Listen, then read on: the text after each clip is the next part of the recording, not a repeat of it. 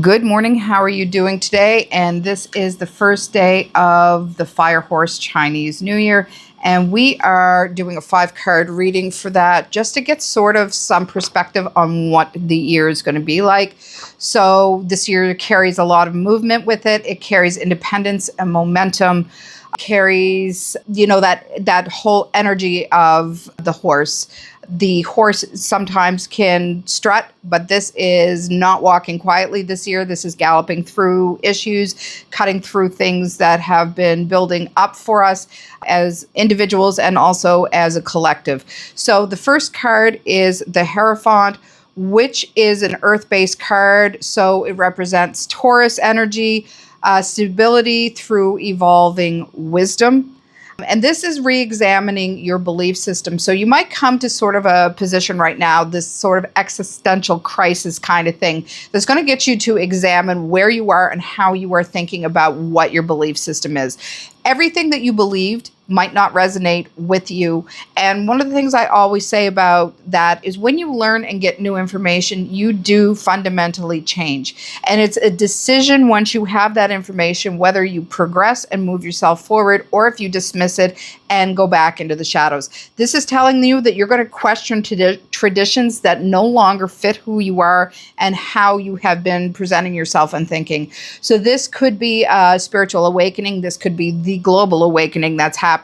It's going to make you question a whole lot of things that you might not be ready to look at. But once you do, you're going to be able to anchor into your new set of values with this, and you are going to be able to accelerate forward by doing this. It's stability evolving through your own personal wisdom. So if you see there the enlightenment going up the stairway there, a lot of pink energy. And the pink to me is the representation of the rootedness that you have done, that grounding that you're working on. You're grounded. So as you go up that ladder, that stairway to heaven, so to speak, the red lightens with it. So it's turning pinker and pinker because you are firmly rooted and you are starting to feel glimpses of joy and happiness again, which is great. I love this card. This is testing your old structures. Keep what's aligned with you. Release what is outdated and no longer fits that new information or your code of, I'll put that in brackets, code of conduct or how you actually feel. If it no longer resonates with you, you don't need it anymore. You can let that go. The next card is the 6 of Pentacles, balance, giving and receiving, fair exchange of money for work and energy. If you're involved in the healing arts, and when this card comes up, I always talk about that. We tend to undercharge for what we do. We are trying to help people. We are in service to people. We are helping people heal and move for their forward in their own life. But it's got to be energy for energy. And in this exchange, money is energy. So a lot of people are like, oh, well, I thought spiritual people are supposed to work for free.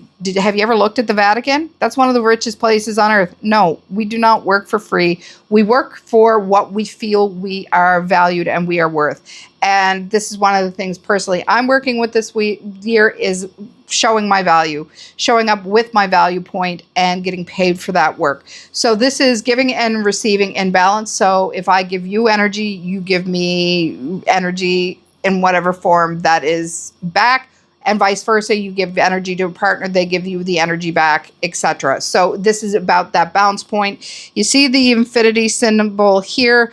Energy is always moving, never ending. It never ceases to exist. It just changes form. So what this is telling you here is that your energy deserves equal energy in movement, that you deserve that. And your community support matters with this. So ask for your community for help when you need it. This year is not about doing it alone. It's asking for that help. Reciprocity actually builds that strength and commitment of everything that you're doing. So tap into that energy today. Another great financial card is the King of Pentacles, which is long-term wealth and leadership, grounded financial decisions. As you can see there, the grounded, rooted energy. Again, that's so a lot of red there. I think we had him yesterday. Build it slowly, but build it with confidence. So you're not going to want to rush into your business or into what you're doing. But if you build that slowly and with the confidence and knowing that this is where you are and are what you are supposed to be doing, then that slow, steady pace is going to help you as well. So this will be the horse in sort of that strolling down the beach manner rather than galloping through. I also saw turtle energy, so that slow and steady wins the race kind of thing.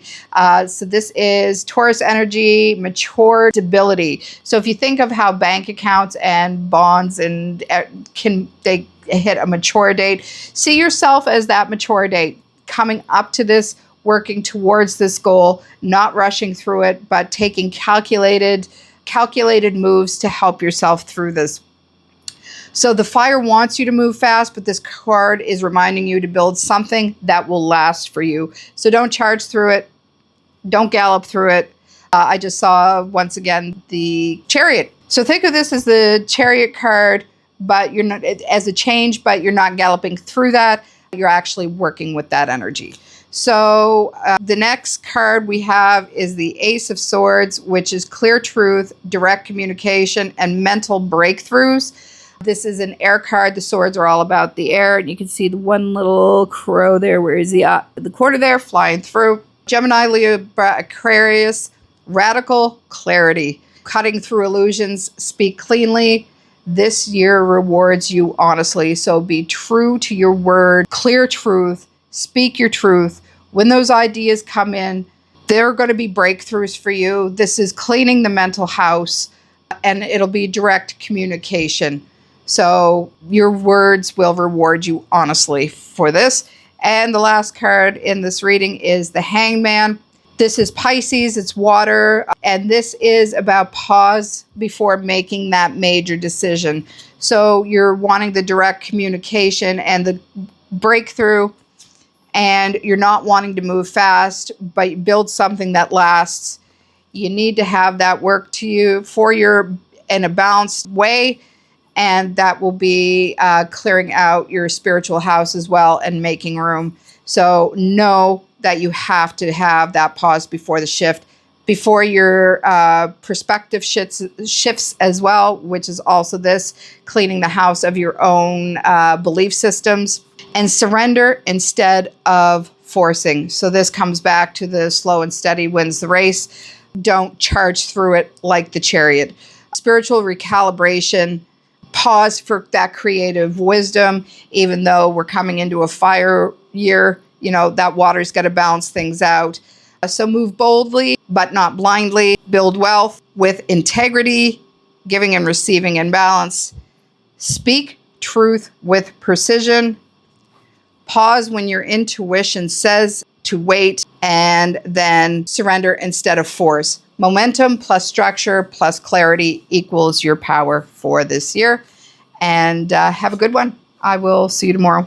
Bye.